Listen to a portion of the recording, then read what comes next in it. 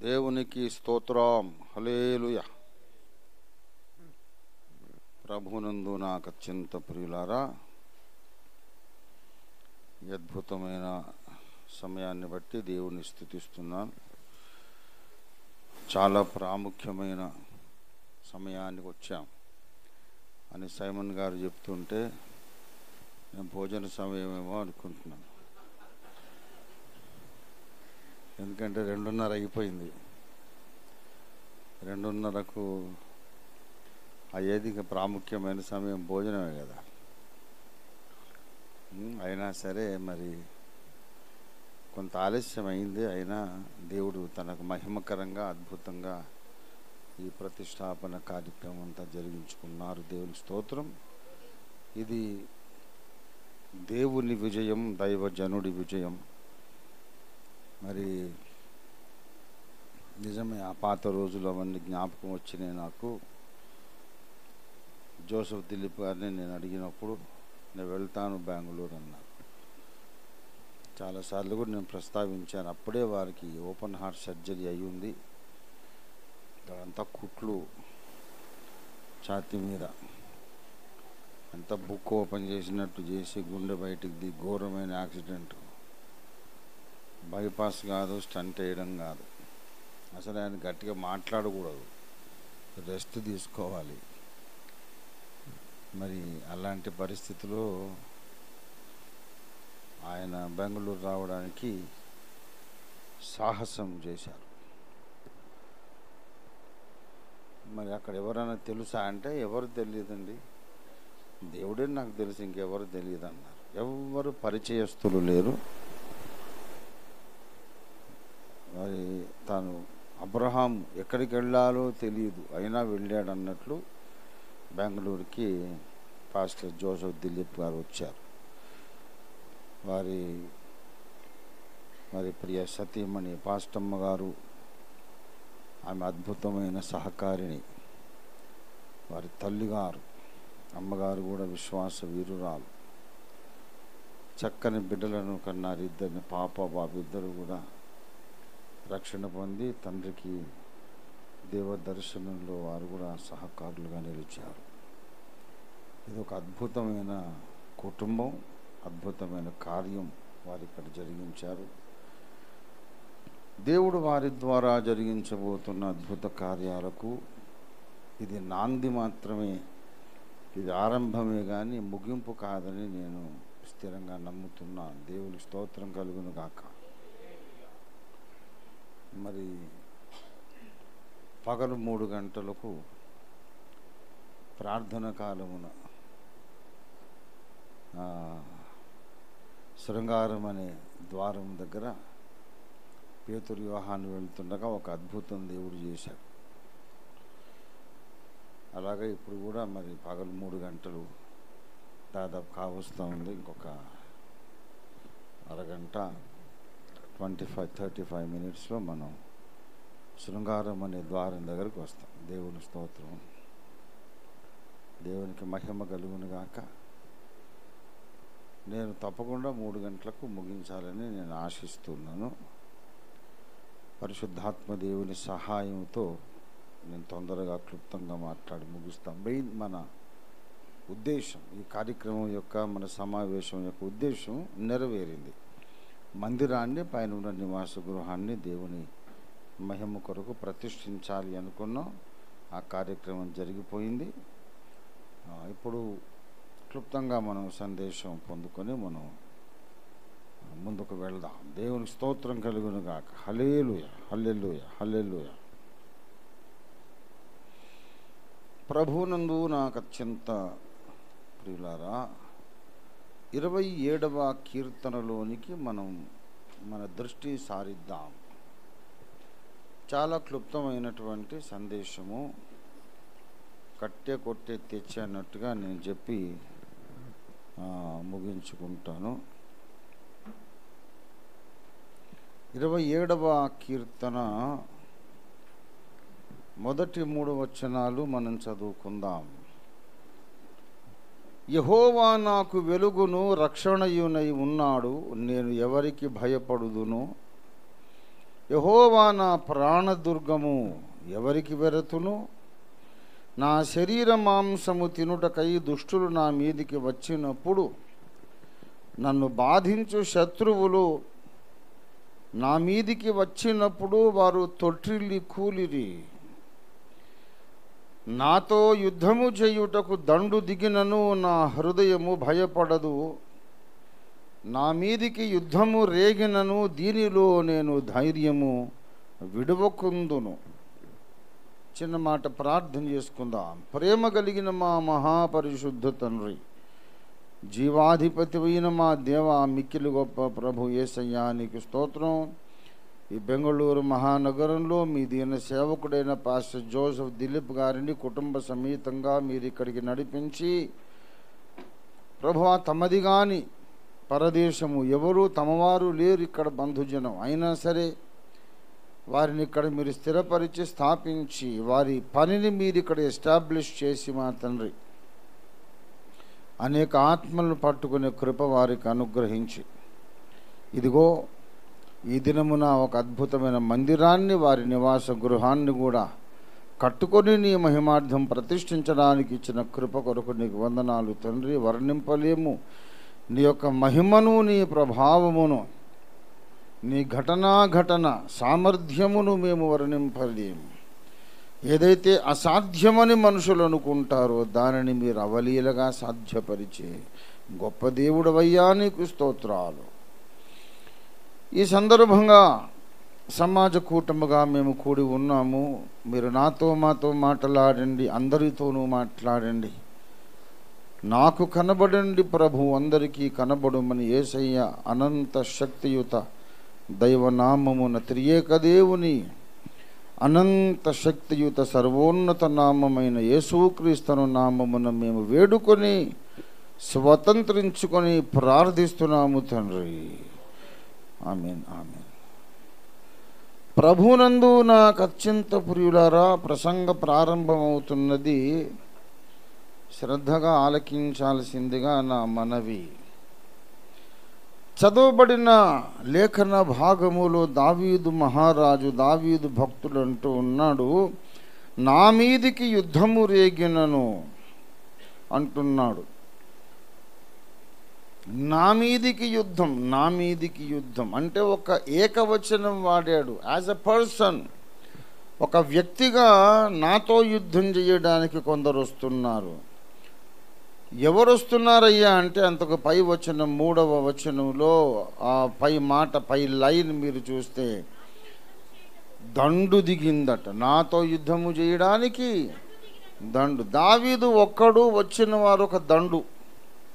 దండు అంటే 50 మంది కావచ్చు, 100 మంది కావచ్చు, ఉన్నవాడు ఒక్కడే. ఒక్కడిని ఎదుర్కోవడానికి 50-100 మంది కలిసి రావాల్సి వచ్చింది. మరి ఆయన లెవెల్ ఎంతో మీరు చూడండి. ఏమండి, దావీదును ఎదుర్కోవడానికి ఒక్కడు రాలే, దండు వచ్చిందట. ఆ దండుకందరికీ కూడా దావీదంటే ద్వేషం. దావీదుతో యుద్ధం చెయ్యాలి. ఎంత ద్వేషం ఉన్నది అంటే వాళ్ళు 2వ వచనం చూడండి, నా శరీర మాంసము తినుటకై దుష్టులు నా మీదకి వచ్చారు. దావీదును తోడేళ్లలాగా చీల్చుకొని కరకర నమిరి తినేయాలి అన్నంత ద్వేషం వాళ్లకు ఉన్నది. నేను ఒక్కడిని, ఒక మహా సైన్యం నా మీదకి వచ్చింది, నాతో యుద్ధము చేయడానికి దండు రంగంలోకి దిగింది. నా శరీర మాంసాన్ని చీల్చుకొని తినాలనే తోడేళ్లలాగా వాళ్ళు ఉన్నారు. అయినా నేను ధైర్యము విడవకుందునన్నాడు. నేను భయపడను. ఎవరికి భయపడుదును? ఇంత పెద్ద మహాభయంకరమైన భీకరమైన యుద్ధరంగము నడుమ యెహోవా నాకు వెలుగై ఉన్నాడు, యెహోవా నాకు రక్షణ అయి ఉన్నాడు. నేనెవరికి భయపడాలి? యెహోవా నా ప్రాణదుర్గము, a fortress for my soul and life. నా ప్రాణానికి ఆయన దుర్గం. ఒక దేశానికి, ఒక పట్టణానికి కోట కట్టుకుంటారు. నా ప్రాణానికే ఒక కోట ఉంది. ఒక పట్టణం మీద శత్రువులు వచ్చి దాడి చేసి పట్టణాన్ని పాడు చేయకుండా, ధ్వంసం చేయకుండా ఒక పట్టణం చుట్టూ కోట కూడా కట్టుకుంటారు. పట్టణానికి కోట తర్వాత సంగతి పక్కన పెట్టండి. దావీదు యొక్క ప్రాణానికే ఒక కోట ఉంది. నా ప్రాణ దుర్గం అన్నాడు. దేవునికి స్తోత్రం కలుగునుగాక. యెహోవాయే నా ప్రాణ దుర్గము, నేను ఎవరికి భయపడుదును. ఏంటయ్యా నాకేం భయం లేదు, నాకేం భయం లేదు అంటున్నావు? అసలు భయము అనే ప్రస్తావన ఎందుకు వచ్చింది అంటే అప్పుడు చెబుతున్నాడు, నా శరీరం మాంసం తినడానికి దుష్టులు నా మీదకి వచ్చారు, నాతో యుద్ధము చేయడానికి మహా పెద్ద సైన్యమే దిగింది, నా మీద వాళ్లకు క్రూర ద్వేషం ఉన్నది, క్రూయల్ హేట్రెడ్. అవునయ్యా, నీకు వాళ్ళకు అసలు పంచాయతీ ఏమిటని నేను అడుగుతున్నా. ఇంతమంది నీ ఒక్కడి మీదకి ఎందుకు వచ్చారు?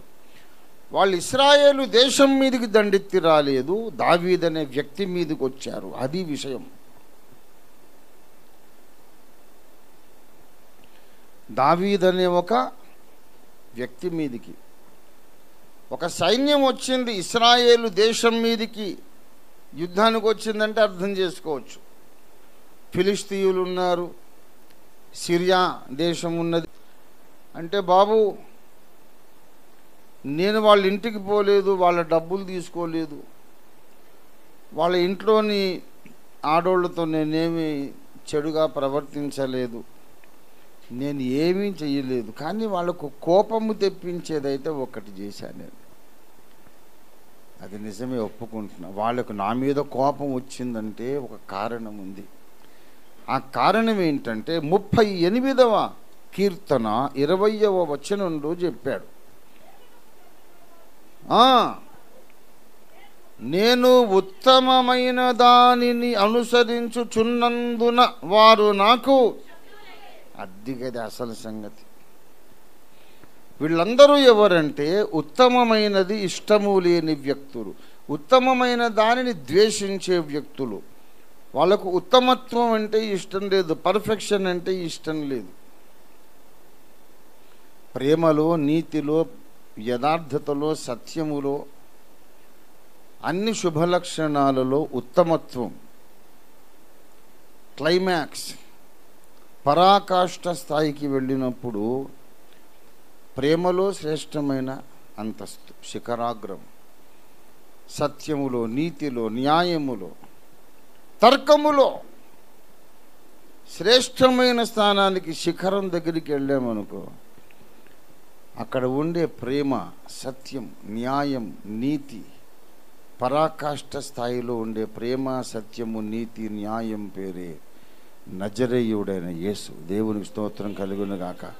దావీదు ఉత్తమమైన దానిని ప్రేమించుచున్నాడు, అంతేకాదు ఉత్తముడైన వాణిని కూడా ఆయన ప్రేమిస్తున్నాడు. దేవునికి స్తోత్రం కలుగునుగాక. 34వ కీర్తన 8వ వచనం, హల్లెలూయా. యెహోవా ఉత్తముడని, ఏమండి, యెహోవా ఉత్తముడు అట, మీరు రుచి చూచి తెలుసుకొండర్రా అంటున్నాడు. ఈ ఉత్తముడైనటువంటి యెహోవా దేవుణ్ణి ఈయన రుచి చూచి తెలుసుకున్నాడు. ఉత్తముడైన యెహోవాను రుచి చూచి తెలుసుకోవడమే కాకుండా ఆ యెహోవాను ఏం చేస్తున్నాడంటే 18వ కీర్తన 1వ వచనం, యెహోవా నా బలమా, నేను నిన్ను హల్లెలూయా ప్రేమించుచున్నాను. ఇప్పుడు చెప్పండి, ఉత్తముడైన వాడెవడు? యెహోవా ఉత్తముడు. దేవుని స్తోత్రం కలుగును గాక. ఆ ఉత్తముడైన వాడిని దావీదు ఏం చేస్తున్నాడు? ప్రేమించుచున్నాడు. ఉత్తముడైన వాడిని ప్రేమిస్తున్నాడు గనుక ఉత్తమమైన వాటిని కూడా ఆయన ప్రేమిస్తున్నాడు. ఉత్తమమైన లక్షణాలను ప్రేమిస్తున్నాడు, ఉత్తమమైన వ్యక్తిత్వాన్ని ప్రేమిస్తున్నాడు. 25వ కీర్తన 8వ వచనంలో, యెహోవా ఉత్తముడును యథార్థవంతుడునై ఉన్నాడు. దేవునికి స్తుతి కలుగునుగాక. యెహోవా ఉత్తముడు 34:8లో చెప్పాడు, 25:8లో కూడా చెప్పాడు. యెహోవా ఉత్తముడు. ఆయన ఉత్తమత్వం ఏమిటంటే ఆయన యథార్థత. దేవునికి స్తోత్రం కలుగును గాక. దేవుడు ఎప్పుడూ సత్యవంతుడు. దేవుడు ఎప్పుడు కూడా న్యాయము తప్పనివాడు, మాట తప్పనివాడు. దేవునికి స్తుతి కలుగును గాక. దేవుణ్ణి ప్రేమిస్తున్న ప్రతివాడు కూడా ఉత్తమ లక్షణాలను ప్రేమించాలి. దేవుణ్ణి ప్రేమించేవాడు నీతిని ప్రేమించాలి. దేవుణ్ణి ప్రేమించేవాడు పరిశుద్ధతను ఆటోమేటిక్గా ప్రేమిస్తాడు. దేవుణ్ణి ప్రేమించేవాడు సత్యాన్ని ప్రేమిస్తాడు, యథార్థతను కోరుకుంటాడు. నువ్వు దేవుణ్ణి ప్రేమించి అబద్ధాన్ని ఎలా ప్రేమిస్తావు? దేవుణ్ణి ప్రేమించి అన్యాయాన్ని ఎలా ప్రేమిస్తావు? దేవుణ్ణి ప్రేమించి అధర్మమును, వేషధారణను, కపటమును, మోసాన్ని ఎలా జరిగిస్తావు నువ్వు? It's impossible. దేవుణ్ణి ప్రేమించేవారు ఎప్పుడు కూడా నీతిని అనుసరించి నడుచుకోవాలి. ఆయన నీతిమంతుడు. నీతిగా ప్రవర్తించమని ఆయన డిమాండ్ చేస్తున్నాడు. దేవునికి స్తోత్రం కలుగును గాక. దయచేసి 34వ కీర్తనలోనే చూడండి, 15వ వచనం, యెహోవా దృష్టి నీతిమంతుల మీద ఉన్నది. ఏమండి 17వ వచనం, నీతిమంతులు మొరపెట్టగా యెహోవా ఆలకించునట. దేవునికి స్తోత్రం కలుగును గాక. ఆయన దృష్టి నీతిమంతుల మీద ఉన్నది. దేవుడే మాట్లాడుతున్నాడు, దేవుడే పిలుపునిస్తున్నాడు. 11వ వచనం, పిల్లలారా మీరు వచ్చి నా మాట వినుడి, యెహోవా యందలి భయభక్తులు నేను మీకు. బ్రతకగోరువాడెవడైనా ఉన్నాడా? మేలునందుచు అనేక దినములు బ్రతకగోరువాడు ఎవడైనా ఉన్నాడా? ఉంటే మీరు పని చేయండి రా. ఏం చేయాలి అంటే 14వ వచనం, కీడు చేయడం మానేయాలి, మేలు చేయాలి. దేవునికి స్తోత్రం. చెడ్డ మాటలు పలుకకుండా నీ నాలుకను కాచుకోవాలి. కపటమైన మాటలు పలుకకుండా నీ పెదవులను కాచుకోవాలి. సమాధానాన్ని వెదకాలి. ఇదంతా పరిశుద్ధమైన దేవుని క్యారెక్టర్ అన్నమాట. దేవునికి స్తోత్రం కలుగును గాక. హల్లెలూయా. ఆయన మాట తప్పని వాడు. దేవుడు ఎలాంటి వాడండి? ఆయన మాట తప్పని వాడు. మరి ఆయన బిడ్డలు కూడా ఎలాగ ఉండాలి?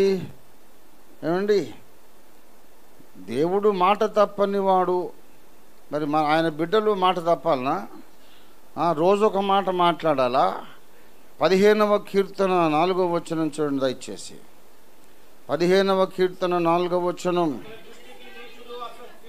అతని దృష్టికి నీచుడు అసహ్యుడు.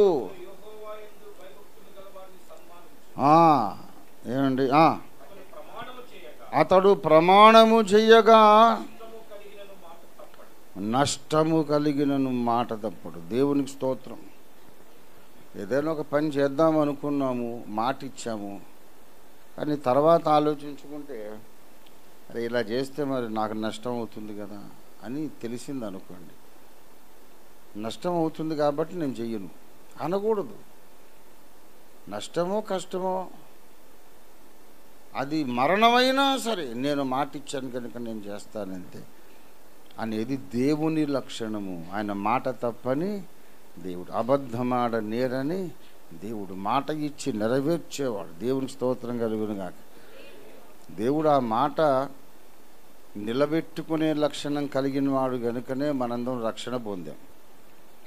ఎప్పుడో మాట ఇచ్చాడు, కన్యగర్భాన పుట్టి మిమ్మల్ని ఉద్ధరిస్తానని మాట ఇచ్చినాక 4000 ఏళ్లకు కరెక్ట్గా ఆయన చెప్పిన బెత్లెహేములోనే, దావీదు వంశంలోనే, కన్యగర్భంలోనే ఆయన జన్మించాడు. మాట నిలబెట్టుకున్నాడు. దేవునికి స్తోత్రం కలుగును గాక. నా యొద్దకు వచ్చి వారిని నేను ఎంత మాత్రము త్రోసివేయనన్నాడు. ఆ మాట నిలబెట్టుకున్నాడు. మనమందరం వచ్చాం, బాప్తిస్మం పొందాం. ఆయన మనల్ని త్రోసివేయలేదు. దేవునికి స్తోత్రం కలుగును గాక. ఆయన సత్యవంతుడు, మాట తప్పనివాడు. అది దావీదుకు కూడా ఇష్టం. దావీదు కూడా మాట తప్పడు. నీతిమంతుడు ప్రమాణము చేయగా నష్టము కలిగినా మాట తప్పడు. అది దేవుని లక్షణం. దేవుణ్ణి గురించి తెలుసుకొని ధ్యానించి ప్రత్యక్షత పొంది ఆరాధించి ఆరాధించి ఆరాధించి భక్తుడు కూడా దేవుని లక్షణాలను తనలోనికి జీర్ణించుకుంటాడన్నమాట. కొంతకాలం కిందట మరి యవనస్తులందరూ కూడా డిప్ప కటింగ్ వేసుకునేవాళ్ళు. చిన్న చిన్న మిలిటరీ కటింగ్, లోపల గుండు కనబడుతుంది. అదే అప్పట్లో స్టైలు, అప్పట్లో ట్రెండ్ అట్లా ఉండడమే నార్మల్ అన్నమాట. కొంతకాలం అయిన తర్వాత ఈ వాడికి చెవులు ఉన్నాయో వాడన్నా కోసేసాడో తెలియకుండా ఈ కుక్కలకు కొన్నిటికి దొంగ బుద్ధి ఉంటుంది. ఎవరు ఇంట్లో లేనిది చూసి అట్టేటి చూసి ఎవరు లేకపోతే తడక తోసుకొని లోపలికి వెళ్ళిపోయి పొయ్యి మీద ఉన్న అన్నం కూరంతా తినేసి వెళ్ళిపోద్ది. దొంగ కుక్కలు ఉంటాయి. దాన్ని గుర్తుపట్టడానికి ఏం చేస్తారంటే ఊరి పెద్దలు కుక్కను చంపొద్దు, కుక్కను చంపితే మహాపాపం అని దాని చెవులు కత్తిరిస్తారు. మీరు చూసారా? కొన్ని కుక్కలకు చెవులు కత్తిరించి ఉంటాయి. ఎందుకు దాని చెవులు కత్తిరించారు అంటే అదొక ఐడెంటిఫికేషన్ మార్క్ అన్నమాట. ఊళ్ళో వాళ్ళందరూ దీంతో జాగ్రత్తగా ఉండండి, ఇది దొంగ కుక్క అని అండి. అలాగా మరి కొన్ని లక్షణాలు ఉంటాయన్నమాట. ఈ లక్షణాలు మనకు ఉండకూడదు. దేవుని బిడ్డలారా, ఆ చెవులు కత్తిరించిన కుక్కలాగా కొంతమంది అసలు వాడికి చెవులు ఉన్నాయో లేవో తెలియకుండా ఇక్కడ దాకా పెట్టి, నీ చెవులేవురా ఎటు పోయినాయి అసలు అని అంటే, ఉన్నాయి తాతయ్య అని తీసి చూపి, ఓహో ఎందుకు దాచుకున్నావు మరి అంటే ఎవడో సినిమా స్టారు ఆ హెయిర్ స్టైల్ వేసారట. ఒకప్పుడు మాకు మామూలుగా ప్యాంట్లు ఉండేవి, తర్వాత టైట్గా స్కిన్ టైట్గా ప్యాంట్లు అలవాటు. అది ఎందుకురా మరి, కూర్చున్నా లేచినా ఇబ్బంది కదా. ఒక్కోసారి పాపం వాడు స్కూటర్ ఎక్కబోయి మోటార్ బైక్ ఎక్కబోయి ఇలాగంటే పర్రమని ప్యాంటు చినిగిపోయేది. ఎందుకు ఈ బాధ అంటే ఏదో సినిమాలో ఎవడో అలా టైట్ ప్యాంట్లు వేసుకున్నారట. కొంతకాలం అయినాక తొడల వరకు మోకాళ్ళ వరకు టైట్గా ఉండి కింద నుంచి బెల్ షేప్లో ఆ బెల్ బాటము కింద దాకా వచ్చి వాడు రోడ్లు ఊడుస్తా పోయేవాడు నడిచేటప్పుడు. మున్సిపాలిటీ వాళ్ళకి పని లేకుండా అటు వెళ్తూ ఉంటే రోడ్ అంతా ఊడ్చినట్టు క్లీన్ అయిపోయేది. ఈ రోడ్లు ఊడ్చే ఉద్యోగం ఎందుకురా నీకని అంటే, కాదు అంకుల్, ఒక సినిమా స్టారు ఇలాంటి ప్యాంట్లు వేసుకున్నాడు. వాడు ఏ తిక్క వేషాలు వేస్తే వీళ్ళందరూ అదే తిక్క వేషాలు వేస్తారు అండి. మరి మళ్ళీ ఈ రోజుల్లో మళ్ళీ ఇక్కడ ఈ పైదాకా అంటకత్తెర ఒట్టి ఇక్కడే వెంట్రుకలు ఉంటాయి. ఎన్ని తిప్పలు పడుతున్నారు. వాళ్ళకి ఇష్టమైనటువంటి సినిమా స్టార్ లక్షణాలు వాడిలాగా నేను ఉన్నాను. ఒక పాప ఒక ఊర్లో నేను చూసాను, యవనస్తురాలే, ఆమె ఇట్లా బాబ్డ్ హెయిర్ ఇక్కడ దాకా పెట్టుకుంది. పెద్ద అంటే యవనస్తురాలు. ఏంటి పాప, ఆడపిల్లవి చక్కగా నువ్వు జడ వేసుకోవచ్చు కదా, కొప్పు వేసుకోవచ్చు, ఏదన్నా చేయొచ్చు, ఇదేంటి బాబ్డ్ హెయిర్ అంటే, నేను మాయావతి అభిమానినండి, బెహన్జీ మాయావతి గారి అభిమాని. ఎవరి మీద ఎక్కువ అభిమానం ఉంటుందో అనుకోకుండా వాళ్ళలాగా డ్రెస్సింగు, వాళ్ళలాగా హెయిర్ స్టైలు, వాళ్ళలాగా మాట్లాడడం, వాళ్ళ బాడీ లాంగ్వేజ్, ఒక సినిమా స్టార్ను ఎక్కువ హీరో వర్షిప్ చేసి వాళ్ళలాగా ఉండాలి, లేకుంటే నా బ్రతికే వ్యర్థం అనుకుంటాడు. అనుకోకుండా ఆ లక్షణాలు, ఆ బాడీ లాంగ్వేజ్, ఆ హెయిర్ కట్, అలాంటి బట్టలు వీడికి వచ్చేస్తాయి. మరి ఉత్తముడైన దేవుణ్ణి ప్రేమించేవాడికి ఆ లక్షణాలు కొన్ని రావద్దా? అది నా పాయింట్. ఏమండి, వాక్యం వదిలిపెట్టిన బెల్బాటము, బాబ్డ్ హెయిరు, హిప్పీ కటింగ్, దీని మీద పడ్డాడు ఏమిటి, పాయింట్ మర్చిపోయాడు అనుకోవద్దు. నా పాయింట్ ఏమి ఎప్పుడు మర్చిపోను, ఖచ్చితంగా పాయింట్లో ఉంటా. ఈ లోకపు ప్రజలు లోక సంబంధమైన వ్యక్తులను ప్రేమించి వాళ్ళలాగా ఉండడానికి ప్రయత్నిస్తున్నారు. మరి దేవుని సంబంధులు దేవుణ్ణి ప్రేమించి దేవునిలాగా ఎందుకు ఉండరు? దేవుడు యథార్థవంతుడు, మరి వీళ్ళెందుకు యథార్థవంతులు గారు? దేవుడు మాట తప్పడు, వీళ్ళెందుకు మాట తప్పుతుంటారు?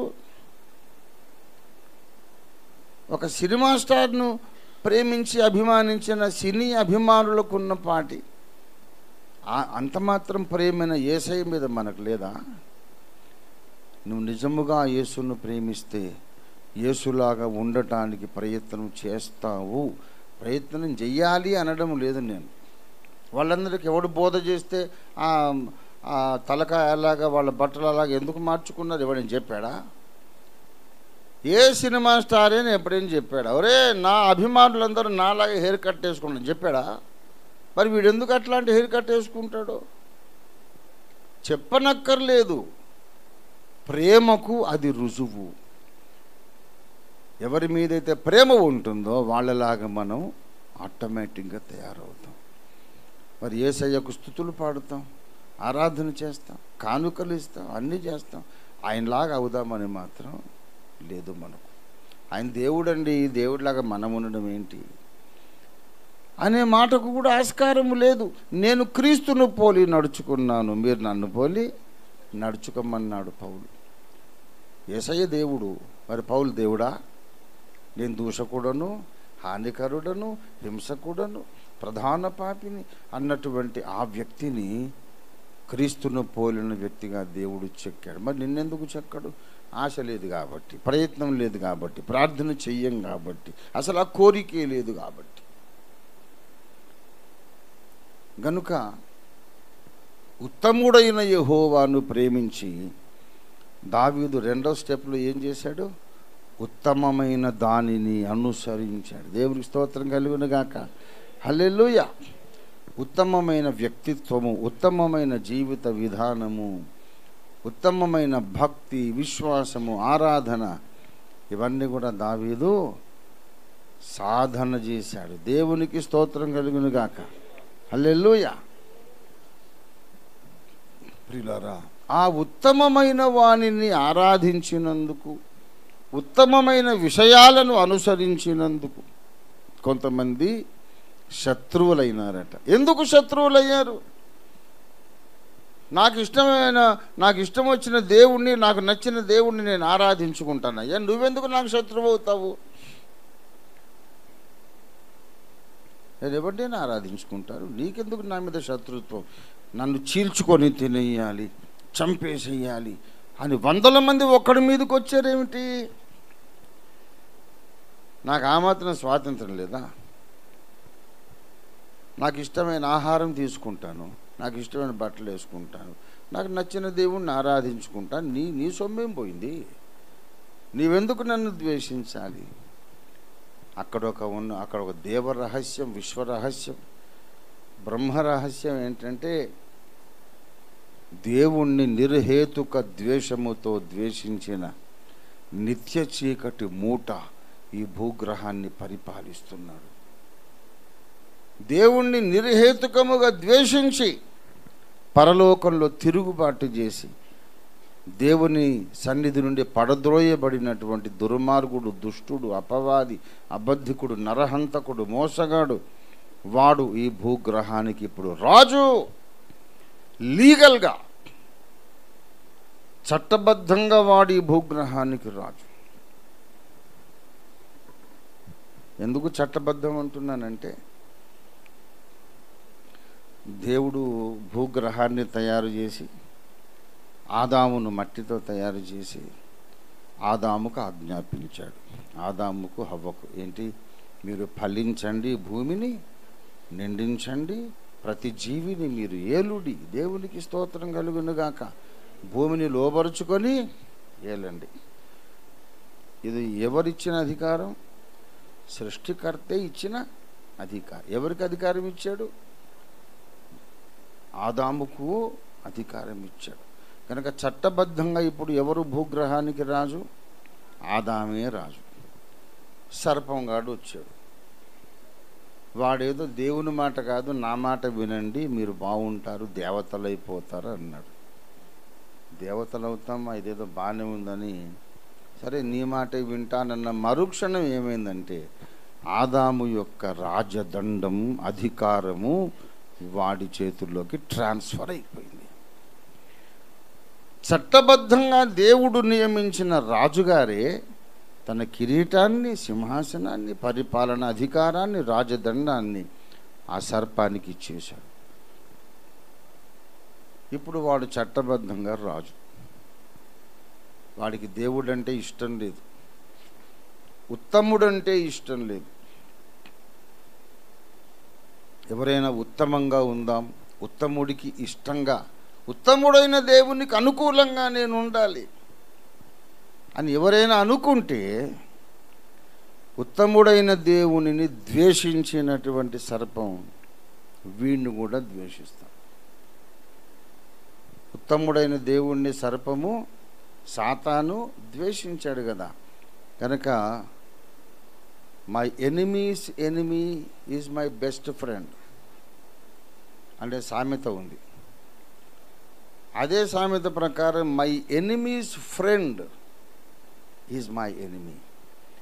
నా శత్రువు యొక్క శత్రువు నాకు ఉత్తమ స్నేహితుడు. అర్థమైందా? అలాగే నా శత్రువు యొక్క స్నేహితుడు నాకు బద్ధ శత్రువు అనేది యుద్ధనీతి, రాజనీతి. నాకు బద్ధ శత్రువు ఉన్నాడు, వాడంటే ప్రాణం పెట్టేంత ప్రేమించే ఒకడు ఉన్నాడు, వీడు నాకు శత్రువే, వాడు నాకు థ్రెట్ అన్నమాట, నాకు ప్రమాదం వాడు. యెహోవా దేవుణ్ణి లూసిఫరు ద్వేషిస్తున్నాడు గనుక ఆయనను ప్రేమించే వాళ్ళందరినీ లూసిఫరు ద్వేషిస్తాడు. వాడు ద్వేషిస్తాడు. వాడు ద్వేషిస్తే మరి మనుషులు ఎందుకు ద్వేషించాలి మనల్ని అంటే అసలు రహస్యం ఏంటంటే ఈ లోకులందరూ వాని గుప్పిట్లోనే ఉన్నారు. 1 యోహాను పత్రిక 5వ అధ్యాయం 18వ వచనం చూడండి దయచేసి. 5:19 మనము దేవుని సంబంధులమనియు లోకమంతా ఎవరి యందు ఉన్నది? దుష్టుని యందు పడి ఉన్నది. The whole world is in the evil one. ఒకప్పుడు మనము కూడా అదే గుంపులో ఉన్నాం. ఒకప్పుడు మనము దుష్టుని పరిపాలనలో ఉన్నవాళ్ళమే. కానీ దేవుడు ఒక అద్భుత కార్యం చేశాడు. దుష్టుని వశములో ఉన్నటువంటి ఈ మానవ సమాజములో నుండి నిన్ను నన్ను ఆయన బయటికి తెచ్చేశాడు, వేరు చేశాడు. దేవునికి స్తోత్రం కలుగును గాక. యోహాను సువార్త 15వ అధ్యాయం 19వ వచనం, మీరు లోక సంబంధులైన ఎడల లోకము తన వారిని స్నేహించును, అయితే మీరు లోక సంబంధులు కారు. నేను మిమ్మును లోకములో నుండి ఏర్పరచుకొంటిని గనుక అందుచేతనే లోకము మిమ్మును ద్వేషించుచున్నది. అంతకుముందు 18వ వచనం చూడండి.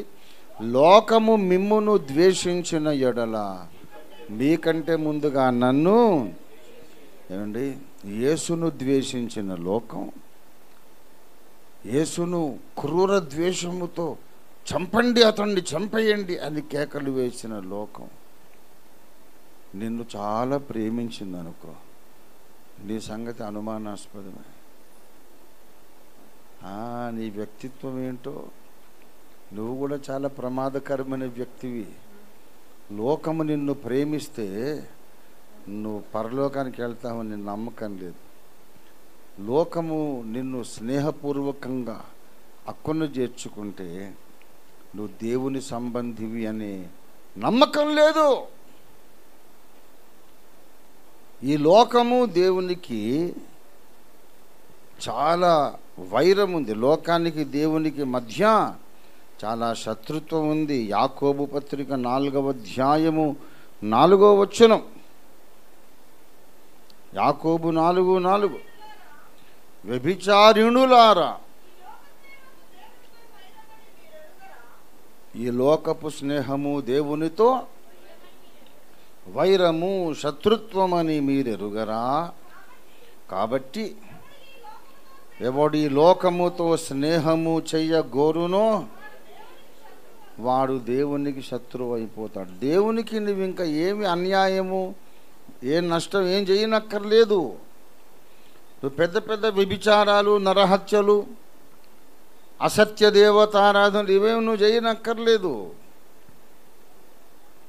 చిన్న పాయింట్, ఈ లోకముతో స్నేహం చేస్తే బాగుండు, ఈ లోకం నన్ను మెచ్చుకోవాలి, లోకం నేను సమాధానంగా ఉండాలి అనే ఆశ నీలో కలిగిన మరుక్షణం నువ్వు దేవునికి శత్రువు అయిపోతావు. ఎందుకంటే దేవుని విరోధి అయిన అపవాది యొక్క రాజ్యములో నువ్వు కలిసిపోతున్నావు. ఇప్పుడు దావీదు ఎవరు? దావీదు దేవుని సంబంధి. దేవునికి స్తోత్రం కలుగునుగాక. దేవుని చిత్తానుసారమైన మనస్సు కలిగినవాడు. దేవుని చిత్తము నెరవేర్చుట నాకు సంతోషకరం అన్నాడు. నీ చిత్తానుసారంగా ప్రవర్తించడం నాకు నేర్పించు దేవా అని ప్రార్థన చేశాడు. నాకు దేవుడు కావాలి, నా ప్రాణం ఆయన్ని అంటి వెంబడించుచున్నది. నీళ్లు లేక ఎండి ఉన్న దేశమందు నా ప్రాణము దేవుని కొరకు తృష్ణ కొనుచున్నది.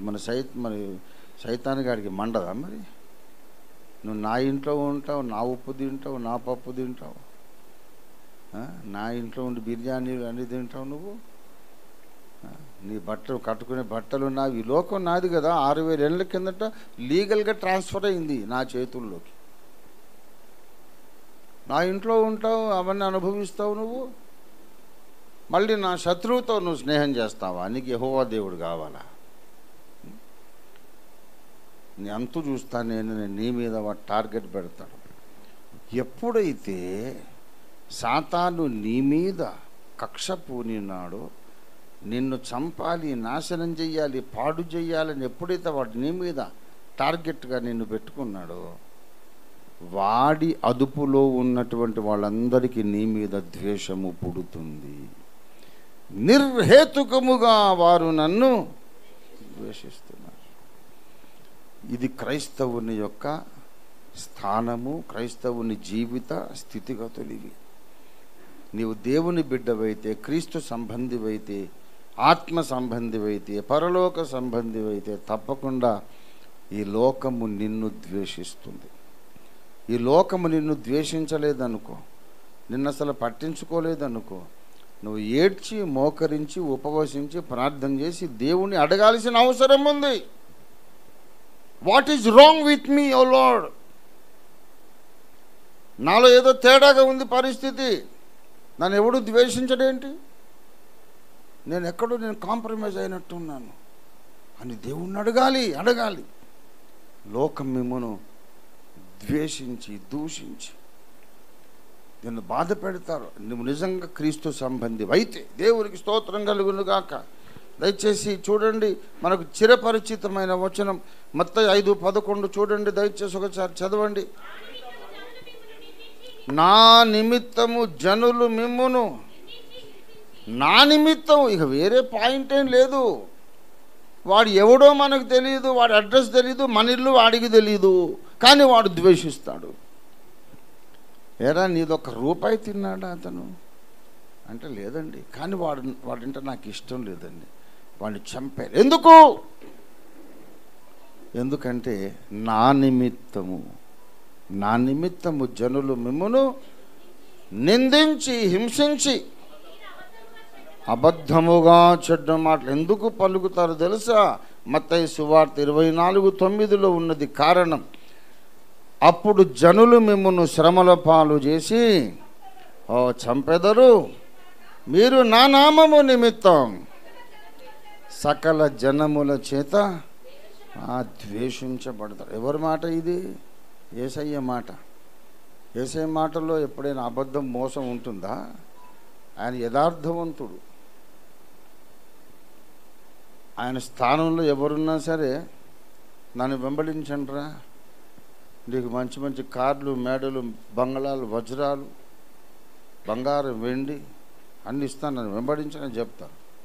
అని యథార్థవంతుడు, మోసం చెయ్యడు. నన్ను వెంబడిస్తే మీకు ఏం దొరుకుతుందంటే సిలువను మోయాలి, మిమ్మల్ని మీరు ఉపేక్షించుకోవాలి. నన్ను ఎందుకు వెంబడిస్తారు? నాకు తల వాల్చే స్థలం కూడా లేదు. ఎవరికైనా చావాలని ఉంటే నా వెనక. సిలువను మోయడం అంటే అర్థం ఏంటి? నేను మోస్తున్న ఇదే సిలువ మీద నన్ను చంపుతారు వాళ్ళు. ఏ సిలువ మీద నేను చచ్చిపోవాలో దాన్ని నేను మోసుకొని ఆయన వెనక వెళ్ళాలి. మీరందరూ మా మతంలో చేరండి, మీకు బోలు డబ్బులు వస్తాయని చెప్తున్నారు ఈ రోజుల్లో సువార్త. నన్ను వెంబడించుడి, మీకు డబ్బులు వచ్చును అని యేసయ్య చెప్పాడు ఎప్పుడైనా? నా నిమిత్తము మీరు సకల జనముల చేత ద్వేషించబడతారు, అయినా నాకు యేసయ్య కావాలనుకుంటే రండి. దేవునికి స్తోత్రం కలుగును గాక. జనులు మిమ్మల్ని నిందిస్తారు, హింసిస్తారు, అబద్ధంగా చెడ్డ మాటలు పలుకుతారు, అయినా సరే నాకు యేసు కావాలనుకుంటే రండి. సుఖాల కోసం, డబ్బుల కొరకు, ఆర్థిక అభివృద్ధి కొరకు ఎవరు రావద్దు. యేసయ్య మనకు వాగ్దానం చేయలేదు. ఆయన మనకిచ్చే వాగ్దానం ఏమిటంటే శ్రమపడుట అనే ఒక గొప్ప ధన్యత మీకు ఇస్తానన్నాడు. దేవునికి స్తోత్రం కలుగును గాక. గనుక యేసయ్య ఏమన్నాడు? నా నిమిత్తము జనులు మిమ్మల్ని ద్వేషిస్తారు, సకల జనముల చేత మీరు ద్వేషించబడతారు. ఆ రకంగా ద్వేషించబడిన వాడు దావీదు.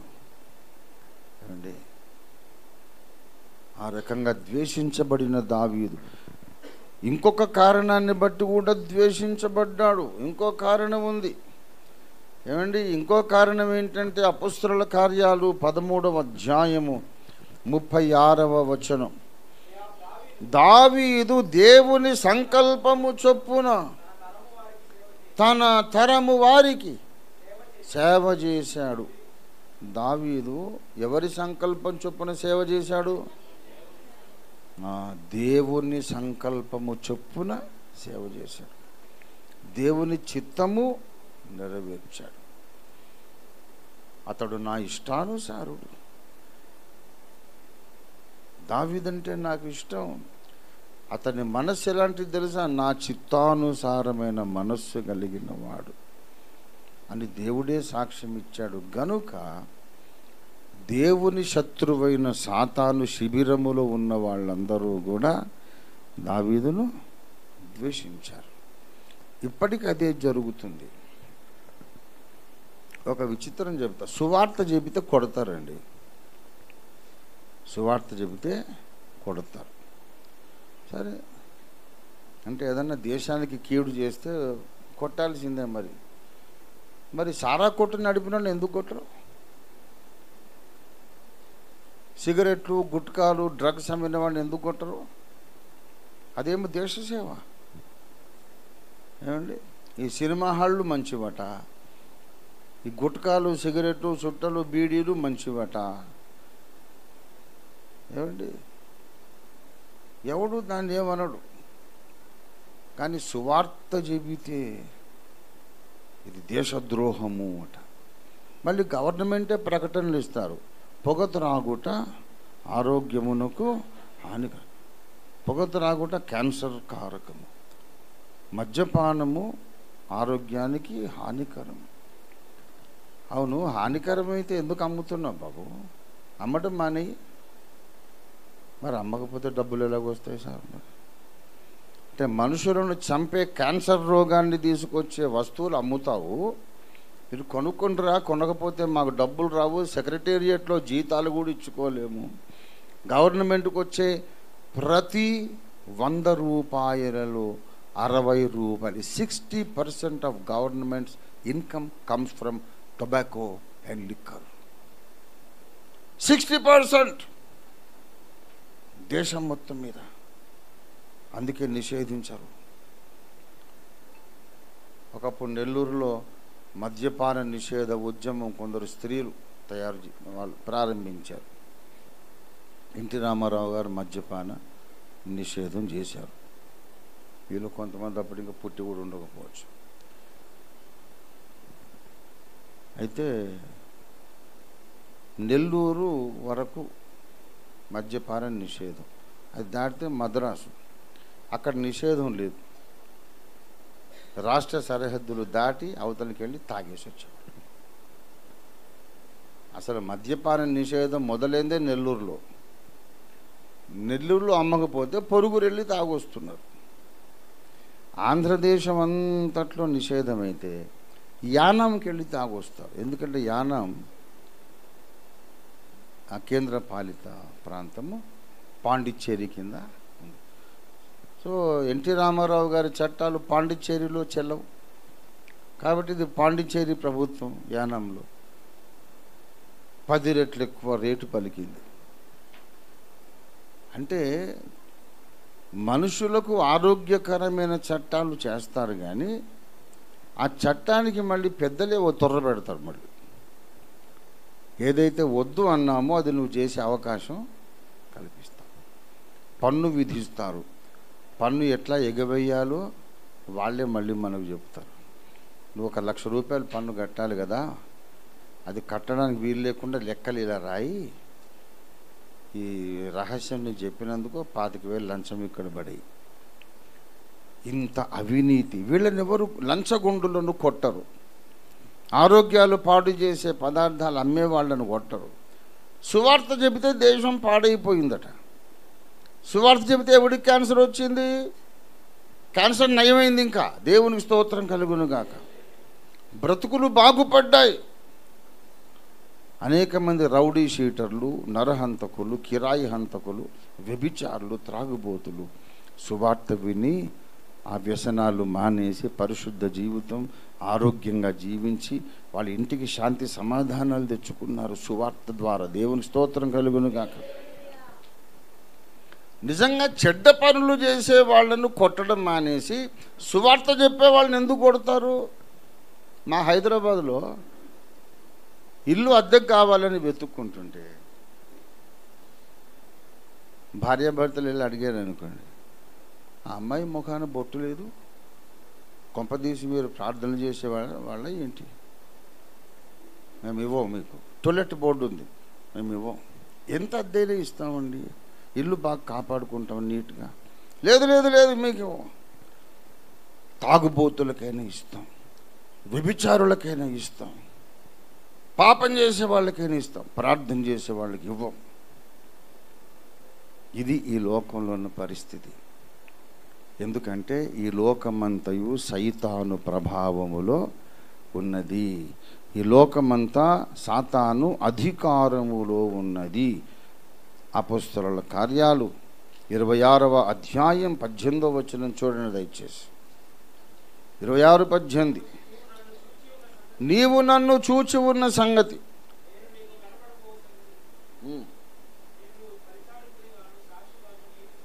నియమించుటకై కనబడి ఉన్నాను. నీవు లేచి నీ పాదములు మోపి నిలువుము. ఈ ప్రజల వలనను అన్యజనుల వలనను నీకు హాని కలగకుండా నిన్ను కాపాడేదను. అద్దె కదా. వారు చీకటిలో నుండి ఎక్కడికి రావాలి? వెలుగులోకి ఎక్కడి నుంచి రావాలట? చీకటిలో నుండి రావాలి. ఇప్పుడు చీకటిలో ఉన్నారు. సాతాను అధికారములో నుండి అంటే సువార్త వినని వారు, సువార్త నమ్మని వారు, సువార్తను విశ్వసించి యేసును అంగీకరించని వాళ్ళు ఎవరి అధికారంలో ఉన్నారు అని బైబిల్ చెబుతుంది. సాతాను అధికారములో నుండి దేవుని అధికారం కిందికి వాళ్ళు రావటానికి నేను నిన్ను వాడుకుంటానన్నాడు. దేవునికి స్తోత్రం కలుగును గాక. ఎవరైతే రక్షణ పొందారో వాళ్ళు దేవుని అధికారం కింద బ్రతుకుతున్నారు. ఎవరైతే రక్షణను తృణీకరిస్తున్నారో వారికి బాధాకరమైన ఇష్టం ఉన్నా లేకపోయినా బైబిల్ చెబుతుంది వారు సాతాను అధికారంలో ఉన్నారు. సర్వలోకము దుష్టుని యందు ఉన్నది. అందుకు దావీదు ద్వేషించబడ్డాడు. ఇంకా దీనికి వేరే సమాధానపడే అవకాశం లేదు. ఈ లోకము మనము ఎప్పుడు సమాధానపడగలం? క్రైస్తవుడు లోకం గొడవ ఆడుకోకుండా ఎప్పుడు ఉండగలుగుతారంటే ఒక్కటే ఒక్క మార్గం ఉంది, ఇంకా వేరే మార్గం లేదు. లోకము, క్రైస్తవ సంఘం ఒకరినొకరు ప్రేమించుకొని చక్కగా హత్తుకొని ఉండాలంటే ఒక్కటే ఒక్క మార్గం. యెహోవా దేవుడు, సైతాను సమాధాన పడాలి. అర్థమైందా? అది జరిగే పనేనా? యెహోవా దేవుడు సైతాను రారా బాబు, ఏదో జరిగిందో జరిగిపోయింది, సమాధానపరిచేవారు ధన్యులు అని నేనే చెప్పాను. పోన్లేరా, ఇంకోసారి అలా చేయకు, క్షమించేసి రారా పక్కన కూర్చో అని దేవుడు సైతానును అంగీకరిస్తే వాళ్ళిద్దరూ సమాధాన పడితే ఇక మనము లోకస్తులు సమాధాన పడవచ్చు 100%. ఇక అది జరగనంత వరకు ఇక్కడ మనకు లోకానికి సమాధానం ఉండదు. కొంతమంది అనుకుంటారు సువార్తను నేను ప్రకటిస్తున్నందుకు వాళ్ళు ద్వేషిస్తున్నారు కదా. సువార్తను వాడికి బాధ కలగకుండా చెప్పాలి. యేసుని నమ్ముకో అనేది వాడికి మనసు గాయపడకుండా చెప్పాలి. అందుకే వచ్చింది ప్రాస్పరిటీ గాస్పుల్. ఇదంతా వీళ్ళు పిచ్చోళ్ళు, అమాయకులు. లోకానికి నొప్పి కలగకుండా సువార్త చెప్దాం అనుకున్న ప్రతి ఒక్కడు అమాయకుడే. నువ్వెంత బాగా చెప్పినా, ప్రేమగా చెప్పినా, లాజిక్ వాడి, తర్కము వాడి, వేదాల్లో ఉంది, శాస్త్రంలో ఉంది, సైన్స్ ప్రకారం రుజువులు, నువ్వు ఎన్ని చెప్పినా సరే ప్రేమించి చెప్పు. వాడిని గడ్డం పట్టుకొని బుజ్జగించి బతిమాలి వాడి కడుపులో తలకాయ పెట్టి నువ్వే గొప్పోడివి అని ఎన్ని రకాలుగా వాడికి మస్కా కొట్టి ఎలా చెప్పినా సరే ఆఖరణ యేసు అంటావు చూడు, అప్పుడు భగ్గును మండుద్ది వాడికి. గౌతమ బుద్ధుని యందు విశ్వసించుడి అని ఒక కూటం పెట్టామనుకోండి, ఎవడు కొట్టాడు. బాగానే ఉంది కదా, విందాంరా, నచ్చితే నమ్ముదాం, లేకపోతే లేదు. 33 కోట్ల దేవతల్లో ఏ దేవత పేరు మీద మీటింగ్ పెట్టినా ఎవరికి కోపం రాదు, బీపీ పెరగదు. ఏ దేవతన్నా ఓకే. యేసు అనగానే వాడికి జర్రమని బీపీ పెరుగుతుంది. ఎందుకు తెలుసా? ఈ కోట్ల మంది అంతా ఒక కేటగిరీ, యేసయ్య ఒక్కడు వేరే కేటగిరీ. ఆయన పాపులలో చేరక ప్రత్యేకంగా ఉన్నవాడు. దేవునికి స్తోత్రం కలుగునుగాక. యేసు అసమానుడు. Jesus is unique, అన్కాంపరబుల్.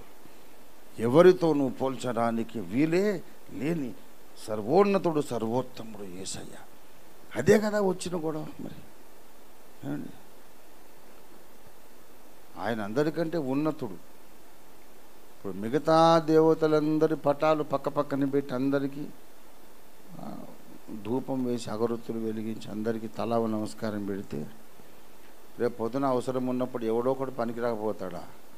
ఆ టైంకు మిగతా వాళ్ళు బిజీగా ఉన్న ఒకడైనా వస్తాడు. మరీ ఒకడినే పట్టుకుంటే ఆ టైంకు వాడు బిజీగా ఉంటే మన గతి ఏంటి? కాబట్టి గుంపులో రాయేద్దాం. ఎవడికి తగిలితే నిన్నే కొట్టాను రా అనొచ్చు. దేవతలారా దీవించండి. ఎవరిని పిలిచావురా అంటే మొత్తం అందరికీ తోకున కుటుంబ సమేత సపరివార బంధుమిత్ర సపరివార అన్నట్టు మొత్తం అందరికీ దేవతలు అన్నోళ్ళందరికీ పిలుపు. దేవతలారా దీవించండి. ఆ రాయి ఎవరికైనా తగిలిందనుకో నిన్ను పిలిచాను సార్ అనొచ్చు. అలాగా ఎన్ని దేవతలనైనా ఒప్పుకుంటారు. ఆ దేవతలను వదిలి మనమే దేవుళ్ళమైనా ఒప్పుకుంటారు. ఇప్పుడు రకరకాల బాబాలు అందరూ ఉన్నారు. అట్లనే కొత్త బాబా వారు వెలిశారు హైదరాబాద్లో, ఓఫీర్ బాబా వారు అని చెప్పి నేను ఒక విచిత్రమైన వేషధారణ, ఒక తలకు రుమాలు కట్టుకొని ఎట్లనో జుట్టు పోతా ఉంది కదా, పెద్దోడిని రుమాలు కట్టేస్తే ఆ గుండు కూడా కనిపించదు. ఒక విచిత్రమైన వేషధారణ నేను ఇట్లా పెట్టుకుని, వెరీ సింపుల్. దేవుడు కావటం మన దేశంలో చాలా ఈజీ. ఒక డాక్టర్ కావాలంటే కష్టం, చార్టెడ్ అకౌంటెంట్ కావాలంటే కష్టం, అడ్వకేట్ లాయరు కావాలంటే కష్టం, ఒక టీచర్ కావాలంటే కష్టం. ఏది కావాలన్నా చాలా కష్టం. దేవుడు కావాలంటే డ్యామ్ ఈజీ. ఏం లేదు, విచిత్రమైన బట్టలు తొడుక్కొని చెట్టు కింద కూర్చొని ఇలాగిలాగ అంటుంటే వామ్మో ఎంత బాగా కూర్చున్నాడు మాట్లాడకుండా. మనందరం వాగుడు కాయలమై ఈ ఊరికే మాట్లాడేస్తుంటే ఆ పెద్ద ఆయన అసలేం మాట్లాడు, దేవుడు రా అని దేవుణ్ణి చేసేస్తారు. ఇన్ని కోట్ల దేవతల్లో ఎవరి మీద మీటింగ్ పెట్టినా కొట్టరు, నేనే దేవుణ్ణి అన్నా సరే కొట్టరు. మనం నచ్చినోడు ఎవడో ఉంటాడు, తలకు మాసినోడు. బాగానే ఉన్నాడు ఈ పిల్లోడు, వీడిని కూడా దేవుడు అనుకుందాం. ఇంకా కొందరు అంటే దేవతలు ఇబ్బంది లేదు, చెట్టును దేవుణ్ణి చేయండి, ఆఖరి కుక్కను కూడా దేవుణ్ణి చేస్తారు. జనగాం దగ్గర వసంతపురపు వాగని ఒక వాగు ఉండేది జనగాం దగ్గర. అది 1954లో అక్కడ ఆ వాగు కట్టలు దిగి ఒక ఢిల్లీకి పోయే ఎక్స్ప్రెస్ బండి ట్రైన్ కట్ట దిగి రైలు పట్టాలు కొట్టుకుపోయి రైలు బండి మొత్తం కొట్టుకుపోయింది. 1000 మంది చచ్చిపోయారు రైలు ప్రమాదం 1954లో. దాని మీద మా తాతయ్య పాట రాశారు. ఓ ఎంత ఘోరము వసంతపురపు వాగు, జనగాం చింత నుండు వాగు. 21 చరణాలు ఏమో ఉంటుంది. దాని మీద నేను ఇంకో పాట రాశాను, సువార్త పాట. దక్కను హైదరాబాదు నుండి అదే తరలిను ఎక్స్ప్రెస్సు, 900 జనము తోడను తొందరగా జనుచు, రాత్రి 9 గంటలకు. జేకబ్ గారు రాసిన పాట. ఆ మహానుభావుడి విద్యాగంధం కొంచెం అబ్బింది నాకు, ఆయన రాసిన పాట అండి. దక్కను హైదరాబాదు నుండి అదే తరలను ఎక్స్ప్రెస్, 900 జనము తోడను తొందరగా జనుచు, రాత్రి 9 తో అన్ని ప్రాస రాశారు. మహానుభావులు వాళ్ళు. అది అంత దూరం పోయింది, కొట్టుకుపోయింది. ఎంత ఘోరము వసంతపురపు వాగు. అందులో ఏమైందంటే ఆలేరు స్టేషన్ దగ్గర ఎవడో కుక్కను తీసుకెళ్తున్నారు. ఆలేరు దాటితే ఇక ఈ కొట్టుకుపోతుంది ట్రైన్. కుక్క వీరు పట్టుకున్న గొలుసు జారి అది పెట్ట నుండి ప్లాట్ఫామ్ మీదకి వెళ్ళిపోయింది.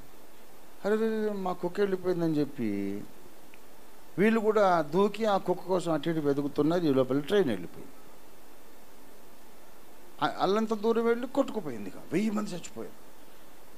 ఈ కుక్క బయట దూకబెట్టి కదా నేను బతికిపోయాను అని చెప్పి వాడు దండ కొనుక్కొచ్చి ఆ కుక్కకు దండేసి వాడు వాడి చుట్టాలు మొత్తం ఆ కుక్కకు మొక్కడం మొదలుపెట్టారట.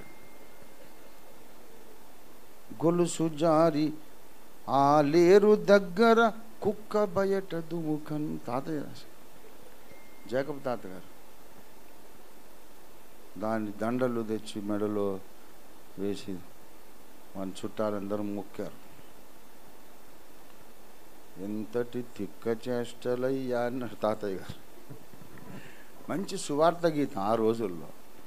అంటే దేన్నైనా, ఒక జంతువును దేవుణ్ణి చేస్తారు, ఒక విషం పురుగును దేవుణ్ణి చేస్తారు. మనమందరం దేవుళ్ళమైనా పర్లేదు, కానీ మన కొరకు మరణించి లేచిన యేసు అనగానే బీపీ పెరిగిపోతుంది. వద్దురా, కొట్టండి చంప. ఎందుకు? నువ్వు ఎంత నేర్పుగా సువార్త చెప్పినా లోకము మెచ్చుకోదు. ఆ యేసు అనే పేరు రానంత వరకే ఫ్రెండ్షిప్. యేసు అన్నామంటే పచ్చగడ్డి వేసిన భగ్గుమంటుంది. ఎందుకంటే ఈ లోకం దుష్టుని యందున్నది. అది గమనించాలి. There is no way I can please the world while preaching the gospel. క్రీస్తును ప్రకటిస్తూ లోకానికి ఇష్టలమై ఉండడం సాధ్యం కాదు.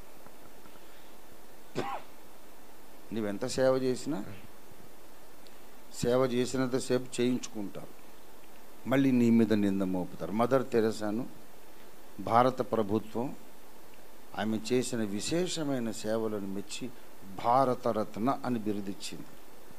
అవునా? Bharat Ratna mother Teresa.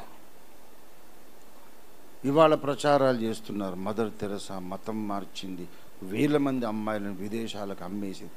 అడ్డమైన చెత్త ప్రచారం, ఫాల్స్ ప్రోపగాండా. ఆమె అమ్మాయిలను నమ్ముకోవడం ఏంటండి? ఈ బీజేపీ ఐటీ సెల్ వాళ్ళు చేస్తున్నటువంటి విష ప్రచారం. ఆమెను వాటికన్ సిటీ ఏమో ఆమెను సెయింట్ అని ప్రకటించారు. ఈ పనికి మాలిన వాళ్ళేమో ఆమెను దుర్మార్గురాలుగా చిత్రీకరిస్తున్నారు. ఎందుకు తెలుసా? కుష్ఠరోగులకు సేవ చేసింది అంతవరకు బాగానే ఉంది, కుష్ఠరోగులకు సేవ చేసింది అంతవరకు బాగానే ఉంది. కానీ యేసు అంటుంది మాటికి మాకు చిర్రెత్తిపోదా? మరి ప్రాబ్లం ఈజ్ విత్ జీసస్. యేసు అనేది లేకుండా నువ్వు ఎంత సేవ అన్నా చెయ్యి. కానీ కుష్ఠరోగులకు సేవ చేసే ఒక మదర్ తెరెసా, ఒక గ్రాహం స్టెయిన్స్ క్రీస్తు మార్గంలో తప్ప ఇంకొక మార్గంలో ఎవడైనా ఎన్నటికైనా పుట్టడం అసాధ్యం, అసాధ్యం. వేరే మతాలలో కుష్ఠరోగులకు సేవ చేసే వాళ్ళు ఎందుకు లేరు? ఎందుకంటే యేసయ్య ప్రేమమూర్తి గనుక యేసును తమ గుండెల్లో నింపుకున్న వాళ్ళు కూడా ప్రేమతో నింపబడి అందరూ అసహించుకునే వాళ్ళకి వీళ్ళు సేవ చేస్తున్నారు. No other religion can produce one Mother Teresa. అదే వీళ్లకు బాధ. మనం చేసే సేవా కార్యక్రమాలన్నీ ఓకే, కానీ యేసు అంటాం చూడు, వాడికి చిర్రెత్తిపోతుంది. కనుక లోకము నిన్ను ద్వేషించకూడదు అంటే నువ్వు యేసును వదిలేయాలి. వదిలేద్దామా? మనకు దిక్కే లేదు. యేసును వదిలేస్తే గ్యారంటీగా నరకమే, ఇంకా వేరే మార్గం, వేరే అవకాశం లేదు. అందుకే యేసయ్యను పట్టుకోవాలి, యేసునే ప్రకటించాలి, యేసునే అందరికీ పరిచయం చేయాలి. వాడు కొడితే కొట్టని, చంపితే చచ్చిపోదాం, ఏం పర్వాలేదు. కానీ యేసును ప్రకటించకుండా మన బ్రతుకులో ఒక్క రోజైనా గడవడానికి వీలు లేదు. దేవునికి స్తోత్రం కలుగునగాక. హల్లెలూయా. ప్రభునందు ప్రియులారా, ఎంత బాగా సువార్త చెప్పినా వాళ్ళకి కోపం వచ్చేస్తుంది. అపొస్తలుల కార్యాలు 22వ అధ్యాయం 22వ వచనం చూడండి. Easy to remember that reference 22:22. ఈ మాట వరకు పౌలు చెప్పినది వాళ్ళు ఆలకించుచు వెంటనే అప్పుడు ఇటువంటి వాడు బ్రతుకుటకు, పౌలు తన సాక్ష్యం చెప్పుకుంటున్నాడు. సాక్ష్యం చెప్పుకుంటుంటే ఇట్టంటోడు బ్రతకడానికి తగ్గడండి. ఎందుకబ్బా బ్రతకకూడదంత తప్పు ఏం చేశాడు ఆయన? వీడిని చంపి తీరాలి అన్నంత నేరం ఏం చేశాడు? అంత చెడ్డ మాటలు ఏం చెప్పాడు? చూడండి ఏం చెప్పాడు అంతకుముందు పైనున్న వచనాలు. మరి 20వ వచనం, మరియు నీ సాక్షి అయిన స్టెఫను రక్తము చింది, యేసయ్యతో చెబుతున్నాడు. 18 చూడండి. అప్పుడు ఆయన, నీవు త్వరపడి యెరూషలేమును విడిచి శీఘ్రంగా వెళ్ళుము, నన్ను గూర్చి నీవిచ్చు సాక్ష్యం వారు అంగీకరింపరని చెప్పాడు. అందుకు నేను, ప్రభువా, ప్రతి సమాజ మందిరంలోనూ నీ యందు విశ్వాసం ఉంచు వారిని చెరసాల్లో వేయించుచు కొట్టుచుంటినని వాళ్ళకు బాగా తెలుసయ్యా. నీ సాక్షి అయిన స్టెఫను రక్తము చిందింపబడినప్పుడు నేను కూడా దగ్గర నిలిచి అందుకు సమ్మతించి అతని చంపిన వారి వస్త్రములను కావలి ఉంటిని అన్నాడు. అందుకు యేసయ్య అన్నాడు, వెళ్ళుము, నేను దూరముగా అన్య జనుల వద్దకు నిన్ను. సాక్ష్యం చెబుతున్నాడు. యేసు ప్రభు వారు నా సేవ చేయవయ్యా, సువార్త చెప్పమని తార్సువాడైన సౌలుతో మాట్లాడాడు. సౌలు అంటున్నాడు, వాళ్ళు నన్ను నమ్మరయ్యా, నేను సువార్త చెబితే. అనేక మందిని చంపించాను, జైల్లో వేయించాను, కొట్టాను. స్టెఫను రక్తము చిందించినప్పుడు ఆ వస్త్రాలకు నేనే కావలిగా ఉన్నాను. నన్నెవరు నమ్మరు తండ్రి అంటే, పర్వాలేదు, ఇశ్రాయేలు జనాంగానికి దూరంగా అన్యుల వద్దకు నిన్ను పంపిస్తాను, వెళ్ళి నా సాక్షిగా బ్రతుకొని యేసయ్య నాకు చెప్పాడని చెబుతుంటే ఇట్లాంటోడు బ్రతకడానికి తగడాడు. ఏమి అంత తప్పేమైంది అక్కడ? ఏమన్నా చెడ్డ మాటలు మాట్లాడా? ఎవరినైనా వ్యక్తిగతంగా దూషించాడా? తన అనుభవం ఏదో చెప్పుకుంటున్నాడు. నమ్మితే నమ్ము, లేకపోతే వదిలేయి. ప్రభువు నన్ను దర్శించాడు, తన సేవకు పిలిచాడు. నేను తగను ప్రభువాన్ని మొత్తుకున్నా సరే, లేదు నువ్వు వెళ్ళాలి, యూదులు నమ్మకపోతే అన్యులకు సువార్త చెప్పని యేసయ్య నాకు చెప్పాడు అంటుంటే ఇట్లాంటోడు బ్రతకడానికి తగడు. ఏమి లాజిక్ అసలు? 30 సంవత్సరాలు కుష్ఠరోగుల చీము రసి పుళ్ళు కడిగి ఆయింట్మెంట్ పెట్టి వాళ్ళకు వేర్లు ఉండవు అన్నం కలుపుకోవడానికి, ముద్ద కలుపుకొని తినటానికి. గ్రాహం స్టెయిన్స్ గారు ఒక అమ్మలాగా ఆ కుష్ఠరోగుల నోట్లో ముద్దలు పెట్టి తినిపించారు 30 సంవత్సరాలు.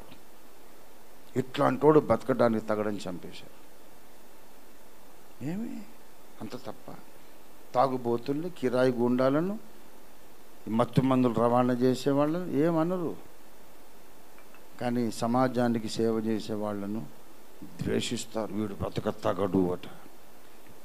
ఎందుకు తగడంటే వీడి మాటలు, వీడి ప్రవర్తన ద్వారా అందరి మనోనేత్రాలకు యేసు కనబడుతున్నాడు. యేసు కనబడుతున్నాడు. వాళ్ళ ప్రేమలో, వాళ్ళ వినయములో, సాత్వికంలో దే ఆర్ షోయింగ్ జీసస్. వీడు బ్రతకనివ్వద్దు అనుకుంటున్నారు. ఇది మొత్తం బట్టలు ఇప్పదీసి సమాజాన్ని మీ ముందు నిలబెట్టాను. వాళ్ళేదో ధర్మము, ధర్మరక్షణ అదేదో చెప్తారు. అవన్నీ ఒట్టి బయట వాళ్ళ ముసుగులు. మన దేశం గొప్పది కాదని ఎవడన్నాడు? మన దేశం గొప్పదే బాబు. జర్మనీ, ఫ్రాన్స్, చైనా, రష్యా ఏ దేశములో లేనటువంటి ప్రవచనాలు మన దేశపు వేదాలలో యేసును గురించి రాయబడ్డాయి. కనుక నా దేశం గొప్పది అంటుంటే వాడికి ఇంకా మండిపోతుంది. నా దేశం గొప్పది అన్నంతవరకు బాగానే ఉంది. మరి యేసు అంటావేంటి? మళ్ళీ మాకు ఆయనతోనే కదా గొడవ. అసలు ఆ యేసుని తీసి అవతల పారే ఎందుకు అంటే మాకు పడద్దంతే. సరే, వేదాలలో ఉన్నటువంటి ఈ 39 విశేషణాలు, నేనే సత్యమును, నేనే జీవమును, నేనే సూర్యుడను, నేనే అన్నమును, నేనే యజ్ఞమును, నేనే నాదమును, శబ్దమును, ఇవన్నీ యేసును కూర్చిన పోలికలు కదా. మీ 33 కోట్ల దేవతలు ఎవరైనా ఉన్నారా అంటే లేరు. మరి లేకపోతే యేసుని ఎందుకు నేను నమ్మకూడదు? అదంతా కాదు, ఆ మతం అదే, ఈ మతం ఇదే, అది ఇది కలపడానికి వీలు లేదు అని పిచ్చి మాటలు మాట్లాడుతున్నారు.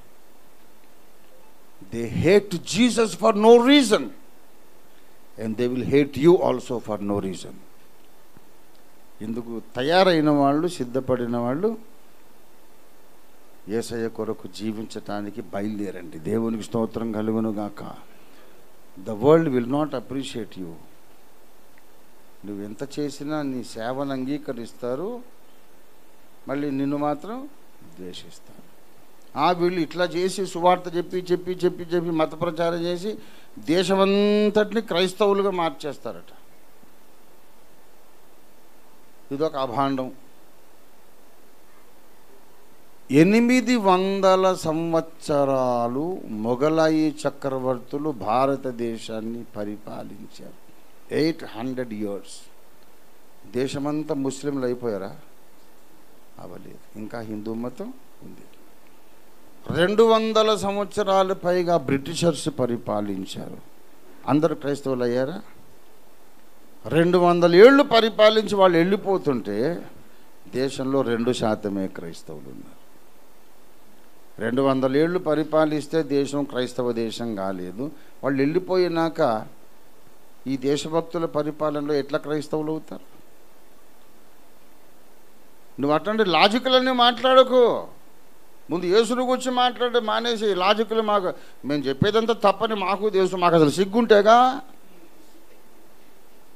యథార్థత ఉంటే కదా. అవన్నీ లాజికలు మాకు తెలుసయ్యా. అందరూ క్రైస్తవులుగా మారాలని మాకు తెలుసు.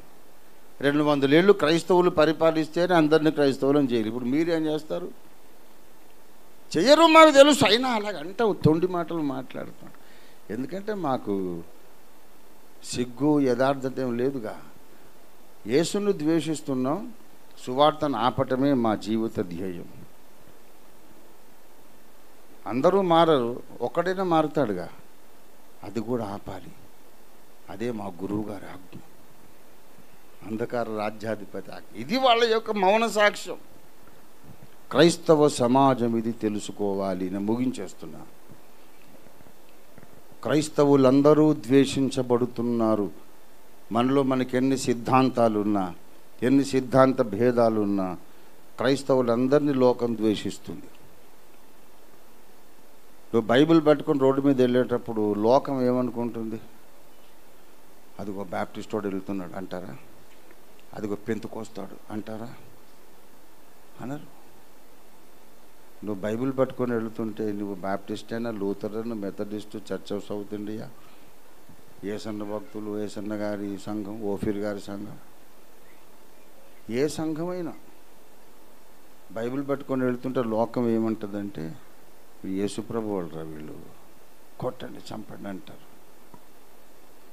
అన్ని డినామినేషన్ల క్రైస్తవులు యేసును బట్టి ద్వేషించబడుతున్నారు.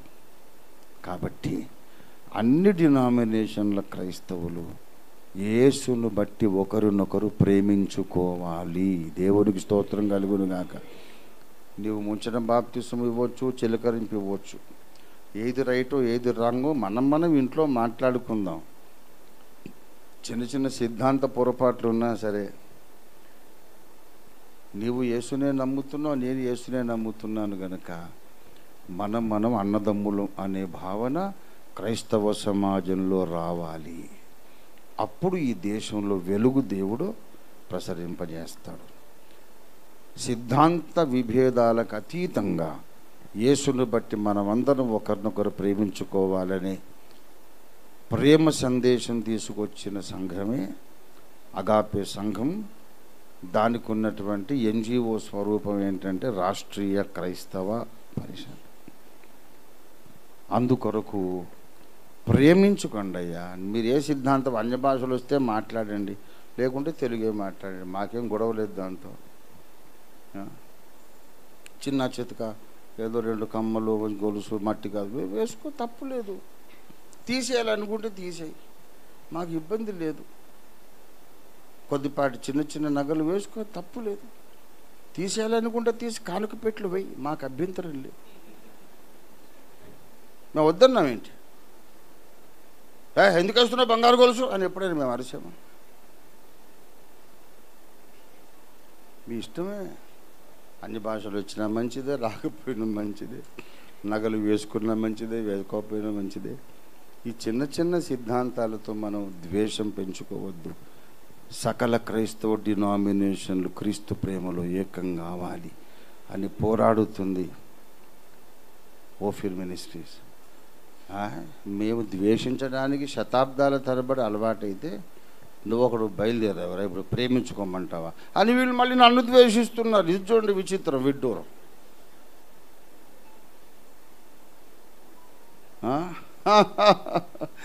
వీళ్ళు నన్ను ద్వేషిస్తారు. పెద్ద పెద్ద బిషప్పులు, సంస్థల నాయకుల దగ్గరికి వెళ్ళి అడగండి, ఈ ఓఫీర్ గారంటే ఎందుకు ఇష్టం లేదు? ఎందుకు ఇష్టం లేదంటే అది తెలివైన ప్రశ్నేనా? దావీద్ అంటే అప్పుడు వాళ్ళందరికీ ఎందుకు ఇష్టం లేదు? ఓఫీర్ అంటే కూడా మాకు అందుకే ఇష్టం లేదు. బైబిల్ అని చదివేవరా బడుద్దాయి. దావీదు ద్వేషించబడ్డాడు, అనేక మంది ద్వేషించారు, దండుగా దిగి యుద్ధం చేశారు. అట్లాగే ఓఫీర్ గారి మీద కూడా మేము దండుగా దిగాం.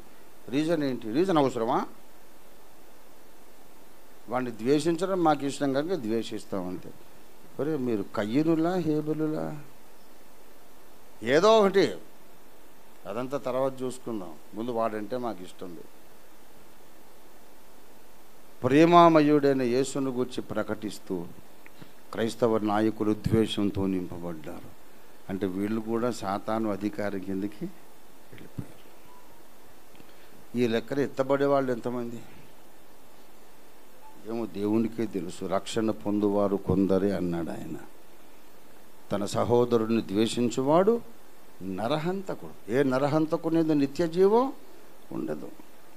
క్రీస్తును ప్రకటించినందుకు అన్యులు ద్వేషిస్తున్నారు. క్రీస్తు కోసం ఒకటైపోదాం అన్నవాడిని క్రైస్తవులే ద్వేషిస్తున్నారు. ఈ ద్వేషించే వాళ్ళు ఎవరు ఆ ప్రేమ సామ్రాజ్యంలోకి రారంతే. గనక అందరి చేత ద్వేషించబడి ఇటు దేవుని బిడ్డలు అనుకున్న వాళ్ళతోనూ ద్వేషించబడి, దేవుని ఎరుగని వాళ్ళ చేత కూడా ద్వేషించబడి, కేవలం దేవుడు మాత్రమే నాకు వెలుగు, నాకు రక్షణ, నా ప్రాణదుర్గం అనుకొని బ్రతుకున్నంతకాలం దేవుని సత్యాన్ని లోకంలో చాటిస్తానని బయలుదేరిన విశ్వాస వీరుల గుంపు ఇవాళ అగాపే ఫుల్ గాస్పెల్ మినిస్ట్రీస్. దేవుని స్తోత్రం కలుగునుగాక. సెల్ఫ్ డబ్బా కొట్టుకోవడం కాదు, అందరూ ఇదే సిద్ధాంతానికి రావాలని చెబుతున్నాను నేను. లోకము ద్వేషించని, కపట సహోదరులు ద్వేషించని, నువ్వు మాత్రం ఈ తరంలో ఒక పౌలులాగా బ్రతకాలి. దేవునికి స్తోత్రం కలుగునుగాక. ఇది దేవుని సందేశం. మనం ప్రార్థన చేసుకుంటూ ముగించుకుందాం రండి ప్రియులారా.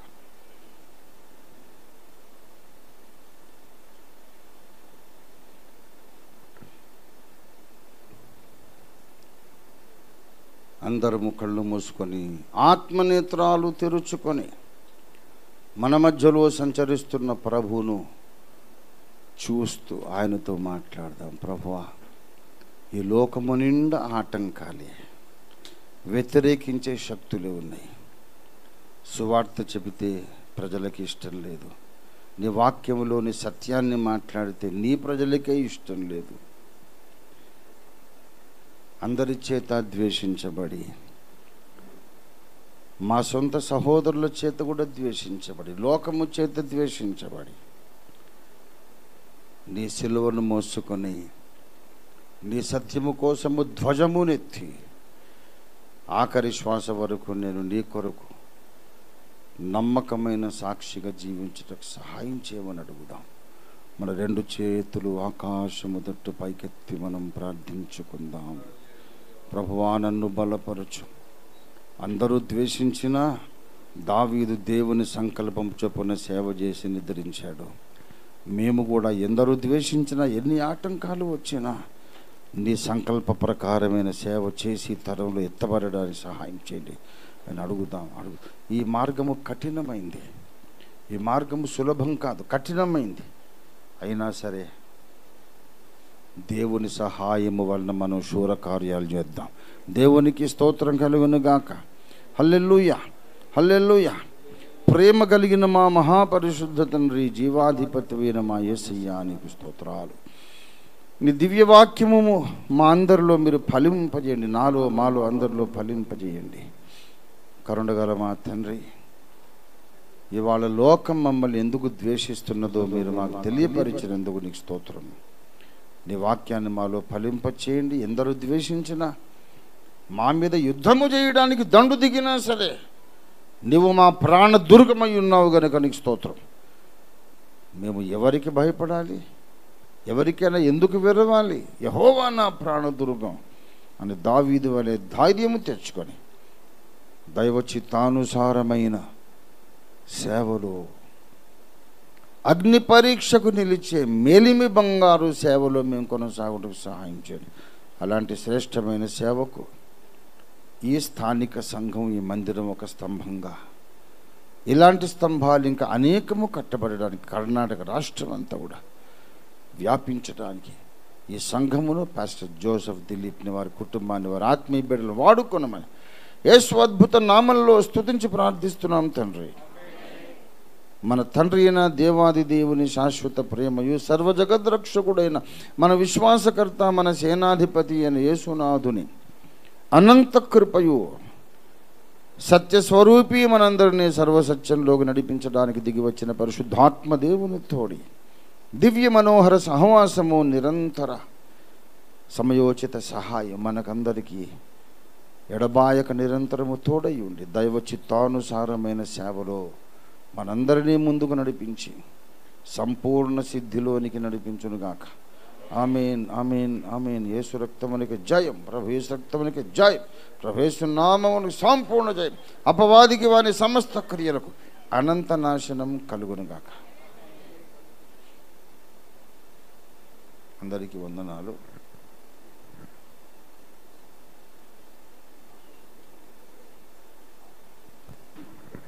ఆర్డినేషన్ సర్వీస్గా దీన్ని ఇంకొక లింక్ పెట్టండి.